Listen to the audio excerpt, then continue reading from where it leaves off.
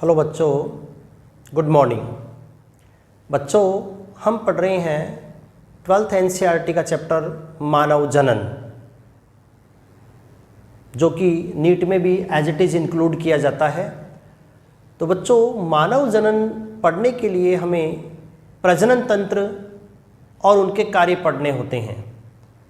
हम बात कर रहे थे मनुष्य में नर प्रजनन तंत्र। बच्चों, मानव का जो नर प्रजनन तंत्र है, मेल रिप्रोडक्टिव सिस्टम, ये विभिन्न अंगों से मिलकर बना होता है, जिसमें प्राथमिक जननांग के रूप में एक जोड़ी वृषण, जिनका मुख्य कार्य शुक्राणु का निर्माण करना है। इसके साथ ही कुछ सहायक नलिकाओं के रूप में, जैसे अधिवृषण, शुक्रवाहिनी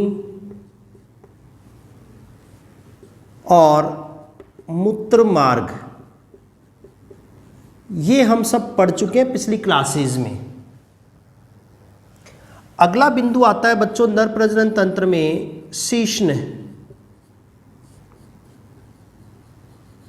पेनिस, जिसकी संरचना हम पढ़ रहे थे। तो बच्चों, पेनिस सभी नर स्तनधारियों का मैथुनी अंग होता है। बेलनाकार संरचना होती है, उत्थापनशील संरचना होती है, अर्थात शिथिल रहकर कठोर हो सकता है, तो इसको बोलते हैं उत्थापनशील। शिश्न बेलनाकार संरचना के रूप में है, जिसका मुख्य कार्य नर जंतु शरीर से शुक्राणुओं को मादा प्रजनन तंत्र योनि में स्थानांतरित करना होता है। शिश्न का अग्र फुला हुआ भाग ग्लांस पेनिस कहलाता है बच्चों, और वो त्वचा के ढीले आवरण से ढका रहता है, जिसको हमने नाम दिया था फोरेस्किन या प्रिप्यूस। यहां तक हमने पिछली क्लास में पढ़ लिया था बच्चों। आज की क्लास में हम पढ़ेंगे शिश्न की आंतरिक संरचना।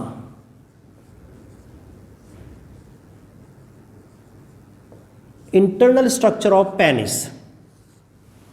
बच्चों, शिश्न 3 अनुदैर्घ्य रज्जुओं से मिलकर बना होता है।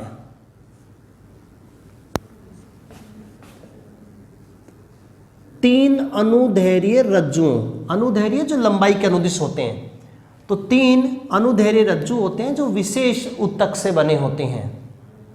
इनमें से 2 अनुदैर्घ्य रज्जु संग्रह पिंड कहलाते हैं बच्चों। संग्रह पिंड कार्पोरा केवर्नोसा, जो कि पेनिस की पृष्ठ सतह पर स्थित रहते हैं बच्चों। तो 2 रज्जु संग्रह पिंड कहलाते हैं, जिनको कार्पोरा केवर्नोसा भी कहते हैं, और ये पेनिस की पृष्ठ सतह पर स्थित रहते हैं। शेष जो तीसरा रज्जु है, एक रज्जु जिसको अपन कहेंगे, उसका नाम है बच्चों स्पंजाब पिंड।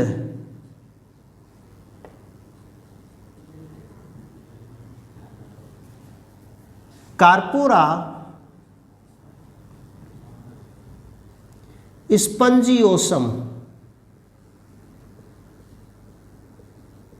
स्पंजाब पिंड कार्पोरा स्पंजियोसम, और ये स्थित रहता है बच्चों अधर सतह पर स्थित रहता है। तो इस प्रकार से पेनिस में 3 अनुदैर्घ्य रज्जु हैं। ये तीनों रज्जु विशेष ऊतक से बने होते हैं। इन्हीं रज्जुओं की वजह से पेनिस में उत्थापनशील गुण होता है। जो सबसे महत्वपूर्ण बात पेनिस की, जो क्वेश्चन एग्जाम में नीट में बनता है, वो ये है बच्चों कि पेनिस से होकर मूत्रमार्ग गुजरता है। तो वो मूत्रमार्ग कौन से रज्जु से होकर गुजरता है, तो वो आपको याद रखना है बच्चों। मूत्रमार्ग इस स्पंजाब पिंड से होकर गुजरता है। इससे होकर मूत्रमार्ग गुजरता है। तो इस प्रकार पेनिस में 3 रज्जु हैं। इनकी डिटेल समझने के लिए हम पेनिस का एक अनुप्रस्थ काट ड्रॉ करते हैं बच्चों। पेनिस इस प्रकार से एक बेलनाकार संरचना, पिछली क्लास में हमने पढ़ा था, बेलनाकार संरचना जिसका अग्र फूला हुआ भाग ग्लांस पेनिस है और पेनिस के ठीक मध्य से होकर जो है मूत्र मार्ग गुजरता है, जो पेनिस के सिरे पर मूत्रोजनन छिद्र के द्वारा खुलता है और ये त्वचा का ढीला आवरण फोरस्किन। तो यहाँ से हम पेनिस का एक ट्रांसफर सेक्शन काटते हैं, टीएस। ट्रांसफर सेक्शन में बच्चों पेनिस कुछ इस प्रकार से हमें दिखाई देता है।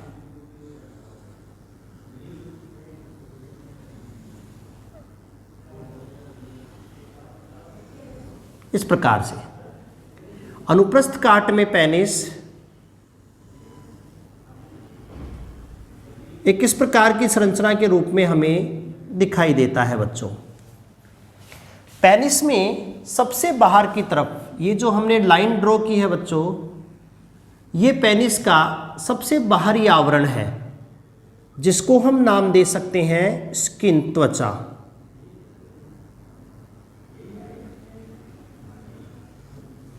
सबसे बाहर जो पेनिस का आवरण है बच्चों, इसको हम नाम दे सकते हैं स्किन, त्वचा। अभी मैंने आपको बताया कि पेनिस में 3 अनुदैर्घ्य रज्जु हैं बच्चों। इस प्रकार से 2 रज्जु तो हम पृष्ठ सतह पर मानते हैं पेनिस के, ये 2 रज्जु तो बच्चों पृष्ठ सतह पर होते हैं और ये 1 रज्जु अधर सतह पर होता है। ऐसे 3 रज्जु हैं। ये पूरी लंबाई के अनुदिश है बच्चों, ऐसे पूरी लंबाई में पेनिस में इस प्रकार से रज्जु होते हैं। ऐसे जब टीएस काटते हैं तो रज्जु हमें इस प्रकार के दिखाई देते हैं। तो पेनिस 3 अनुदैर्घ्य रज्जुओं से मिलकर बना होता है बच्चों। इनमें से ये जो 2 रज्जु हैं बच्चों, ये होते हैं पृष्ठ सतह पर, जिनको हमने नाम दिया है कार्पोरा कैवर्नोसा।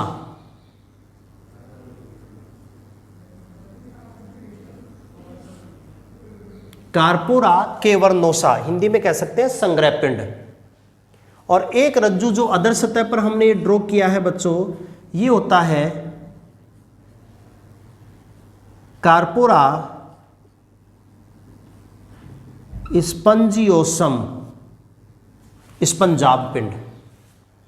इन तीनों रज्जुओं की जो भित्ति है, दीवार, ये वाली दीवार बच्चों, तीनों रज्जुओं की दीवार संयोजी ऊतक से बनी होती है जिसका नाम है ट्यूनिका एल्बुजिनिया। तीनों रज्जुओं की भित्ति ट्यूनिका एल्बुजिनिया नामक एक संयोजी ऊतक से बनी होती है बच्चों। इन तीनों रज्जुओं में इस प्रकार के अवकाश पाए जाते हैं जिनको हम नाम देते हैं रक्त पात्र। तीनों रज्जुओं में बच्चों ये अवकाश होते हैं, इन अवकाशों का नाम है रक्त पात्र।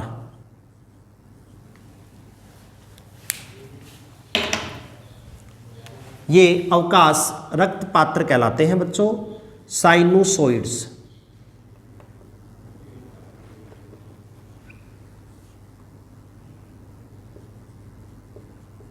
रक्त पात्र।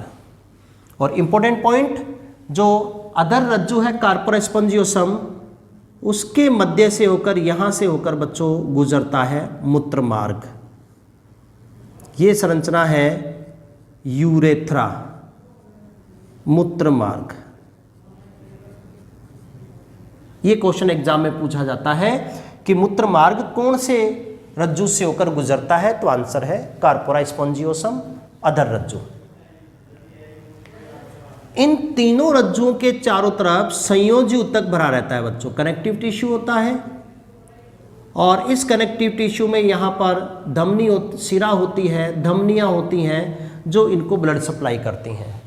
तो ये तो है बच्चों टीएस ऑफ पेनिस। ये जो डायग्राम मैंने ड्रॉ किया है ये है टीएस ऑफ पेनिस, शीश्न का अनुप्रस्थ काट, जो एक लंबी बेलनाकार संरचना के रूप में है।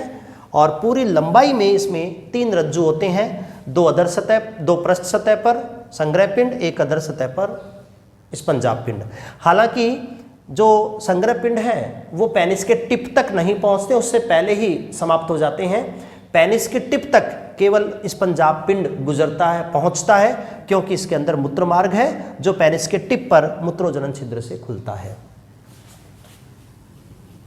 इसके बाद हम बात करते हैं पेनिस की कार्य की या इसकी उपयोगिता।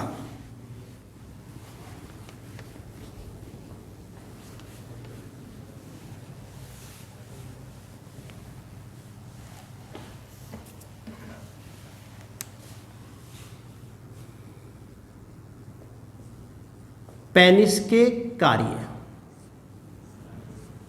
देखो बच्चों, ये जो रक्त पात्र पाए जाते हैं इनमें रुधिर भर सकता है जरूरत के हिसाब से। रक्त पात्रों में आवश्यकता के हिसाब से रुधिर को भरा जा सकता है या फिर रुधिर से खाली भी रह सकते हैं। तो क्या कार्य पेनिस का? सामान्य स्थिति की हम बात करें, सामान्य स्थिति मतलब लैंगिक जब क्रिया नहीं प्रदर्शित करता कोई व्यक्ति, कोई जंतु, की बात करें तो सामान्य स्थिति में ये जो रक्त पात्र हैं ये बच्चों खाली रहते हैं, इनमें रुधिर नहीं रहता। जब ये खाली रहते हैं तो ऐसी स्थिति में जो शिश्न है वो शिथिल, रिलैक्स्ड रहता है। और जब शिश्न शिथिल या रिलैक्स्ड रहता है तो उस समय बच्चों ये केवल मूत्र का उत्सर्जन करता है। जब कोई व्यक्ति जनन क्रिया प्रदर्शित नहीं कर रहा होता है उसको सामान्य स्थिति मानेंगे हम लोग। उस सामान्य स्थिति में पेनिस के जो ये सभी रक्त पात्र हैं ये खाली रहते हैं, और जब रक्त पात्र खाली रहेंगे तो इस स्थिति में जो शिश्न पेनिस जो है वो शिथिल, रिलैक्स्ड रहता है, और इस स्थिति में केवल यह मूत्र का उत्सर्जन करता है। लेकिन एक दूसरी स्थिति यहाँ पर बनती है, वो है लैंगिक उत्तेजना के दौरान, या हम कह सकते हैं मैथुन क्रिया के दौरान, लैंगिक उत्तेजना के दौरान, या हम कह सकते हैं लैंगिक उत्तेजना के दौरान ये जो रक्त पात्र होते हैं बच्चों इनमें रक्त भर जाता है। जब लैंगिक उत्तेजना होती है तो उसमें रुधिर भर जाता है, और जब ऐसा होता है तो इस स्थिति में बच्चों पेनिस जो है वो हार्ड, कठोर हो जाता है, और पेनिस के कठोर होने से यह वीर्य सेचन, इनसेमिनेशन में सहायता करता है। वीर्य सेचन की परिभाषा बच्चों हम आगे पढ़ेंगे। मैं बता देता हूं कि किसी भी नर सदस्य द्वारा जनन द्रव्य को मादा के प्रजनन तंत्र या योनि में त्यागने की प्रक्रिया वीर्य सेचन कहलाती है, इंसेमिनेशन। तो योनि में शुक्राणुओं को त्यागने के लिए शिश्न को कठोर होना होता है, जो इस मैकेनिज्म से होता है। तो सामान्य स्थिति में शिश्न शिथिल रहकर केवल मूत्र का उत्सर्जन करता है, जबकि लैंगिक उत्तेजना के दौरान या मैथुन क्रिया के दौरान शिथिल रक्त पात्रों में रक्त भर जाने के कारण शिश्न कठोर होकर वीर्य सेचन में मदद करता है, अर्थात शिश्न कठोर होकर शुक्राणुओं को योनि में त्याग देता है। इस प्रकार से ये पेनिस की संरचना और कार्य प्रणाली है। इसके साथ ही बच्चों हम बात कर रहे थे जो मनुष्य नर प्रजनन तंत्र में, उसमें 5 पॉइंट कंप्लीट हो जाते हैं: वृषण, अधिवृषण, शुक्रवाहिनी, मूत्रमार्ग और शिश्न। इसके बाद बच्चों नर प्रजनन तंत्र का लास्ट बिंदु आता है और वो है सहायक जनन ग्रंथियां। मनुष्य नर प्रजनन तंत्र का अंतिम भाग सहायक जनन ग्रंथियां। तो बच्चों नर प्रजनन तंत्र का लास्ट पॉइंट हम डिस्कस करते हैं, वो है सहायक जनन ग्रंथियां, सहायक जनन ग्रंथियां, एक्सेसरी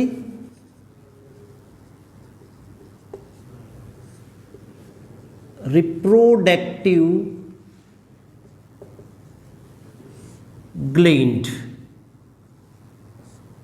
सहायक जनन ग्रंथियां, एक्सेसरी रिप्रोडक्टिव ग्लैंड। बच्चों, मनुष्य नर प्रजनन तंत्र में 3 ग्रंथियां पाई जाती हैं जो जनन क्रिया में सहायक होती हैं। उसमें एक है बच्चों शुक्राशय, दूसरी प्रोस्टेट ग्रंथि और तीसरी काउपर ग्रंथि। 3 ग्रंथियां होती हैं जो प्रजनन क्रिया में सहायक होती हैं। सबसे पहले हम बात करते हैं बच्चों शुक्राशय, सेमाइनल वेसिकल।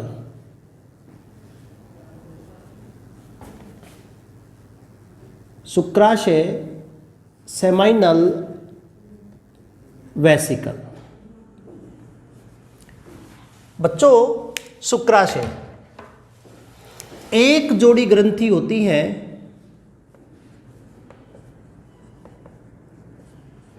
जो कि मूत्राशय के पश्च भाग की ओर स्थित रहती हैं। मूत्राशय के पश्च भाग की ओर स्थित, हम इसको पृष्ठ सतह के रूप में भी कह सकते हैं कि मूत्राशय के पृष्ठ सतह की ओर स्थित रहती हैं शुक्राशय, सेमाइनल वेसिकल। शुक्राशय शुक्रवाहिनी के एम्पुला से मिलकर स्खलन नलिका बनाता है बच्चों। तो शुक्राशय की नलिका प्लस एम्पुला जो कि शुक्रवाहिनी का भाग है, ये दोनों मिलकर बनाती हैं स्खलन नलिका, इजैकुलेटरी डक्ट। और ये स्खलन नलिका बच्चों खुलती है मूत्र मार्ग के प्रारंभिक भाग में, जिसका नाम है प्रोस्टेटिक भाग। ये शुक्राशय है। बच्चों, शुक्राशय का कार्य क्या होगा? शुक्राशय के द्वारा एक क्षारीय एवं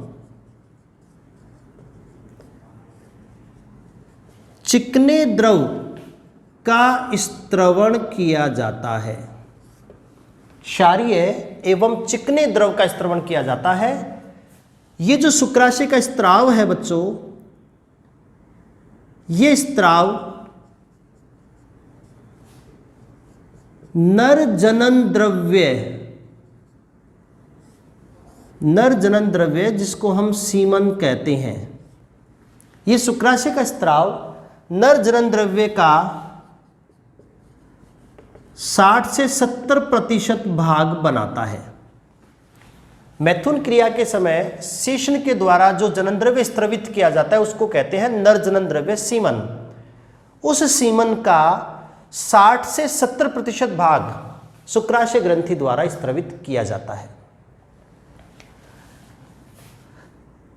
शुक्राशय के स्त्राव में कौन कौन से घटक मौजूद रहते हैं बच्चों? तो वैसे तो जल, खनिज लवण, एंजाइम्स बहुत कुछ होता है, पर जो मुख्य घटक आपको याद रखने हैं वो एक तो है फ्रक्टोज। शुक्राशय के घटक में एक तो क्या होता है बच्चों? फ्रक्टोज। एक होता है बच्चों फाइब्रिनोजन,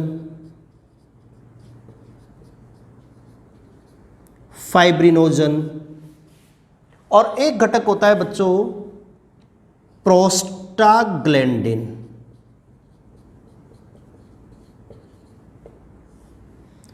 शुक्राशय के स्त्राव में बच्चों 3 कंपोनेंट मुख्य रूप से पाए जाते हैं, फ्रक्टोज, फाइब्रिनोजन, प्रोस्टाग्लैंडिन। क्या भूमिका है इनकी? तो बच्चों फ्रक्टोज एक प्रकार की शर्करा है जो शुक्राणुओं या स्पर्म को पोषण प्रदान करती है।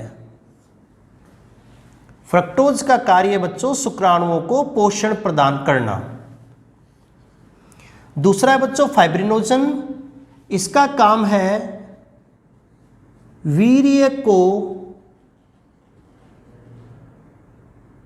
वीर्य का स्कंदन करना, वीर्य का स्कंदन, थक्का बनाना, क्लोट करना।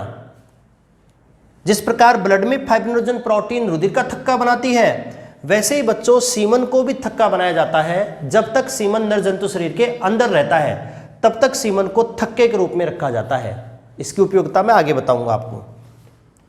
तीसरा प्रोस्टाग्लैंडिन, जब शुक्राणु नर जंतु शरीर से निकलकर मादा प्रजनन तंत्र में चले जाते हैं तो वीर्य का ये पदार्थ मादा प्रजनन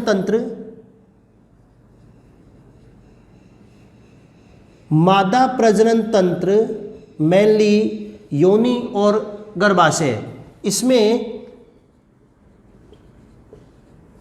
संकुंचन प्रेरित करता है ताकि स्पर्म को आसानी से यूट्रस गर्भाशय की ओर खींच लिया जाए। तो ये तीन जो कंपोनेंट हैं, फ्रक्टोज, फाइब्रिनोजन और प्रोस्टाग्लैंडिन, ये मुख्य रूप से शुक्राशय के स्त्राव में पाए जाते हैं जो इन कार्यों को संपन्न करते हैं। तो ये था बच्चों पहली ग्रंथि मनुष्य अंदर प्रजनन तंत्र में सहायक जनन ग्रंथि के रूप में शुक्राशय, जो कुल सीमन का 60 से 70% हिस्सा बनाता है।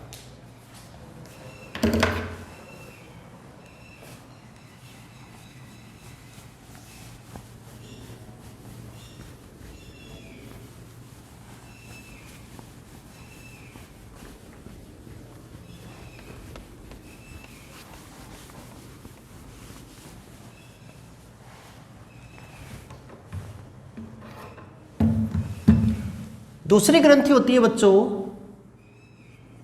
Prostate gland. प्रोस्टेट ग्लैंड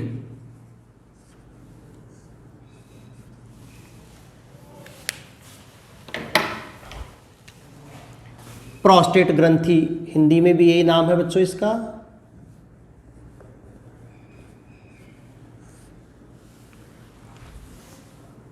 ये एकल ग्रंथि है बच्चों। जैसे मैंने कहा शुक्राशय एक जोड़ी होते हैं, तो प्रोस्टेट ग्रंथि एकल सिंगल ग्लैंड है, लेकिन ये पालियों में विभक्त रहती है। ये है तो बच्चों एकल ग्रंथि, लेकिन पालियों में, लोब में डिवाइडेड है। मनुष्य की प्रोस्टेट ग्रंथि में लगभग 4 से 5 लोब पालियां पाई जाती हैं। ग्रंथि की स्थिति कहां रहती है? प्रोस्टेट ग्रंथि मूत्र मार्ग एवं स्खलन नलिका के संधि तल पर स्थित रहती है। ये जो प्रोस्टेट ग्रंथि होती है बच्चों, ये कहां पर स्थित रहती है? मूत्राशय से मूत्र मार्ग निकलता है और उस मूत्र मार्ग में जहां पर स्खलन नलिका आकर खुलती है, इजैकुलेटरी डक्ट, उन दोनों के संधि तल पर प्रोस्टेट ग्रंथि स्थित रहती है, जो एकल ग्रंथि है लेकिन पालियों में बटी रहती है। और विशेष बात बच्चों, ये ग्रंथि भी केवल स्तनधारियों में ही पाई जाती है। ये जो ग्रंथि है ये केवल स्तनधारियों में ही पाई जाती है। इस प्रकार से मूत्राशय से मूत्रमार्ग निकलता है। कई बार हमने डायग्राम को ड्रॉ कर लिया है। ये मूत्रमार्ग है, यहाँ पर स्खलन नलिका आकर खुलती है बच्चों। तो जहाँ स्खलन नलिका आकर खुलती है वहीं पर प्रोस्टेट ग्रंथि इस प्रकार से स्थित रहती है। ये प्रोस्टेट ग्रंथि की पालियाँ हैं जो यहाँ पर स्थित रहती है ऐसे। और बच्चों प्रत्येक पाली से नलिकाएं निकलकर इस मूत्र मार्ग में खुलती हैं ऐसे, यहाँ पर मूत्र मार्ग में खुलती हैं।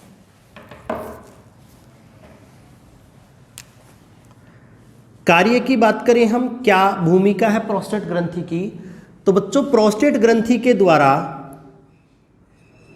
क्षारीय चिकना एवं पारदर्शी द्रव स्त्रवित किया जाता है।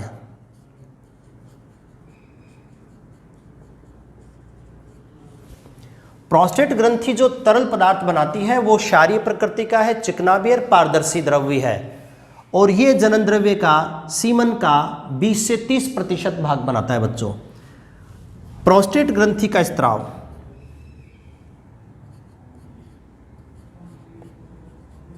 इस ग्रंथि का स्त्राव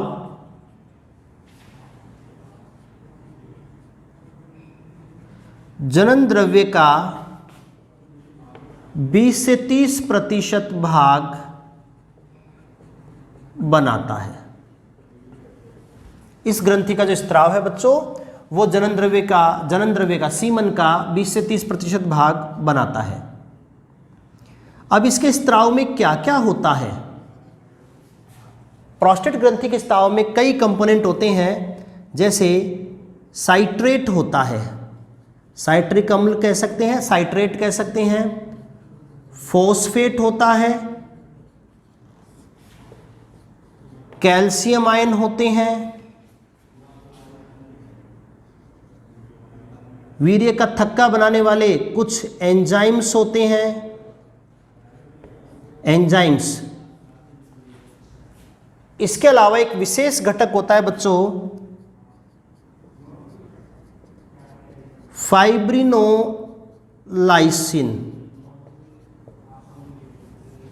फाइब्रिनोलाइसिन। तो प्रोस्टेट के स्त्राव में साइट्रेट, फॉस्फेट, कैल्शियम आयन, थक्का बनाने वाले कुछ एंजाइम्स और फाइब्रिनोलाइसिन ये घटक पाए जाते हैं। स्पेशली हम बात करें बच्चों फाइब्रिनोलाइसिन की क्या भूमिका है, तो ये फाइब्रिनोलाइसिन पदार्थ स्खलन के बाद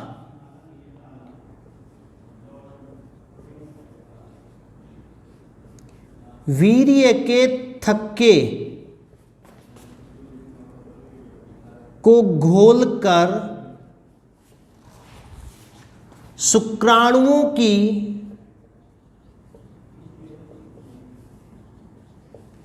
गतिशीलता में सहायक होता है।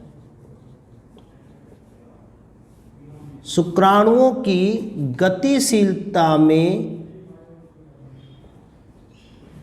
सहायक होता है।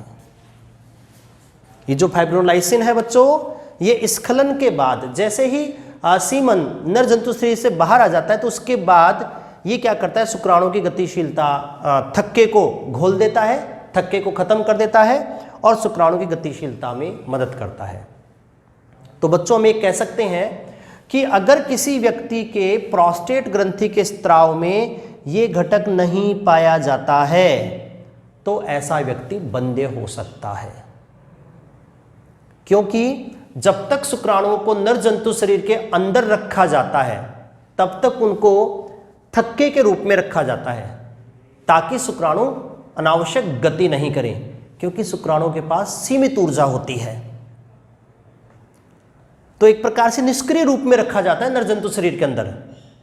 और थक्का बनाने के लिए कुछ पदार्थ शुक्राशय ग्रंथि के हैं और कुछ एंजाइम्स प्रोस्टेट ग्रंथि के हैं। दोनों मिलकर, शुक्राशय प्लस प्रोस्टेट दोनों मिलकर थक्का बनाते हैं वीर्य का।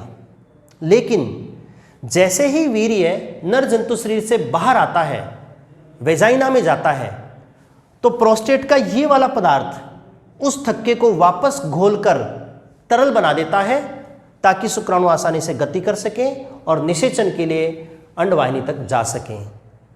तो शुक्राणु की गतिशीलता के लिए प्रोस्टेट ग्रंथि का स्त्राव होना आवश्यक होता है। तो ये बच्चों मनुष्य की दूसरी सहायक जनन ग्रंथि प्रोस्टेट ग्रंथि।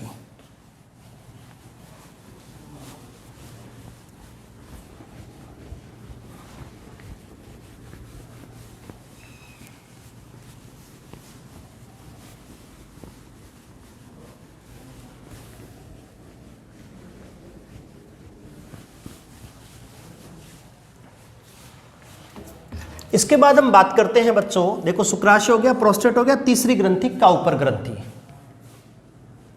तीसरी ग्रंथि है बच्चों काउपर ग्रंथि, जिसको हम बल्बो यूरिथ्रल ग्लैंड भी कह सकते हैं। काउपर ग्रंथि को हम एक और नाम दे सकते हैं बच्चों, बल्बो यूरिथ्रल ग्लैंड। कंद मूत्रपथ ग्रंथि, कंद मूत्रपथ ग्रंथि, और ये एक जोड़ी छोटी ग्रंथि होती है बच्चों। उन दोनों की तुलना में बच्चों ये छोटी ग्रंथि होती है, एक जोड़ी होती है। कहां पाई जाती हैं? ये मूत्र मार्ग के झिल्लीमय भाग के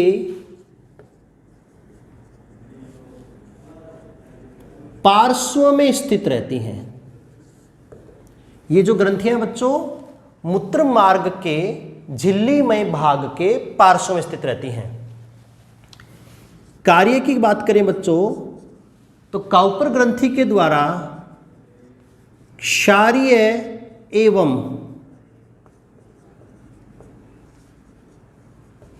चिकने द्रव का स्त्रवण किया जाता है। क्षारीय एवं चिकने द्रव का स्त्रवण किया जाता है, जिसका मुख्य कार्य, इससे क्या फायदा होता है? तो ये जो क्षारीय और चिकना द्रव है, एक तो ये मूत्र मार्ग की अम्लीयता को उदासीन करता है। अभी हमने बात करी थी बच्चों कि मूत्र मार्ग से सामान्य स्थितियों में मूत्र गुजरता है, लेकिन लैंगिक उत्तेजना के समय जनन द्रव्य गुजरता है। तो जनन द्रव्य से पहले मूत्र मार्ग से मूत्र गुजर चुका होता है। हम पढ़ेंगे मूत्र की pH 6 होती है, मतलब मूत्र अम्लीय होता है, जो शुक्राणुओं के लिए अनफेवरेबल कंडीशन है, मतलब अनुकूल परिस्थिति नहीं है। तो इसलिए मूत्र मार्ग से शुक्राणु गुजरे उससे पहले मूत्र मार्ग की अम्लीयता को उदासीन कर दिया जाता है इस ग्रंथि के स्त्राव के द्वारा। और दूसरा, चूंकि ये सारे द्रव चिकने होते हैं, तो ये द्रव पेनिस का ल्यूब्रिकेशन, स्नेहन करते हैं। ल्यूब्रिकेशन मतलब ये जो चिकना द्रव है, ये पेनिस को ल्यूब्रिकेट, चिकना बना देता है, ताकि मैथुन क्रिया सुगमता से हो सके।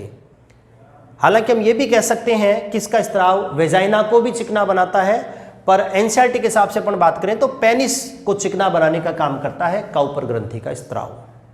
तो ये बच्चों तीसरी ग्रंथि। तो इस प्रकार ये तीन ग्रंथियां, शुक्राशय, प्रोस्टेट और काउपर, ये तीनों ग्रंथियां मिलकर कुछ ऐसे द्रव का स्त्रवण करती हैं जो प्रजनन क्रिया में सहायक होता है। इसलिए इन ग्रंथियों को कहा गया है बच्चों सहायक जनन ग्रंथियां।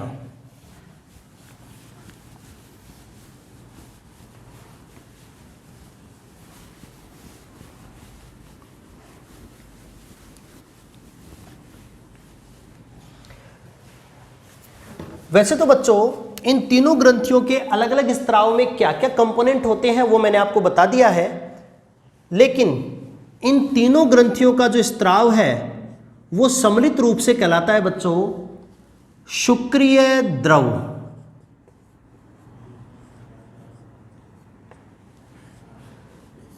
Seminal plasm.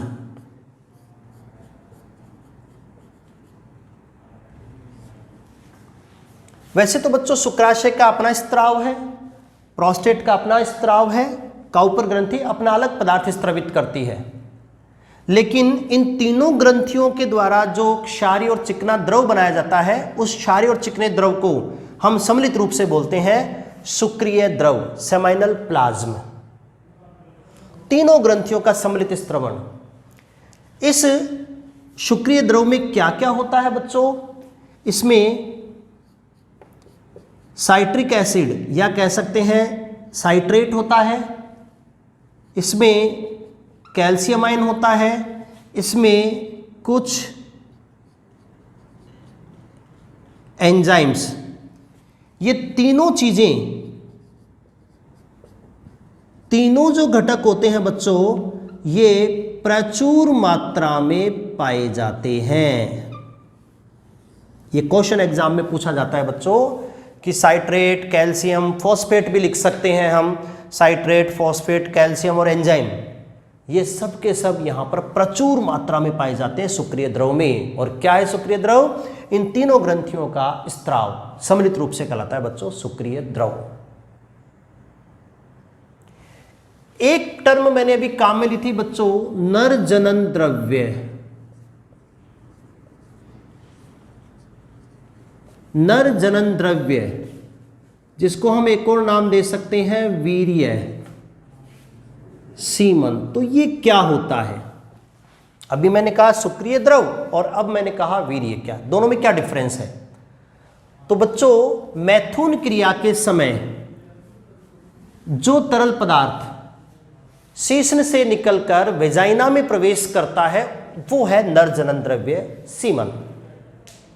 नर जंतु मैथुन के दौरान मादा प्रजनन तंत्र में जो तरल भाग स्त्रवित करता है उसको हम कहते हैं बच्चों वीर्य, सीमन।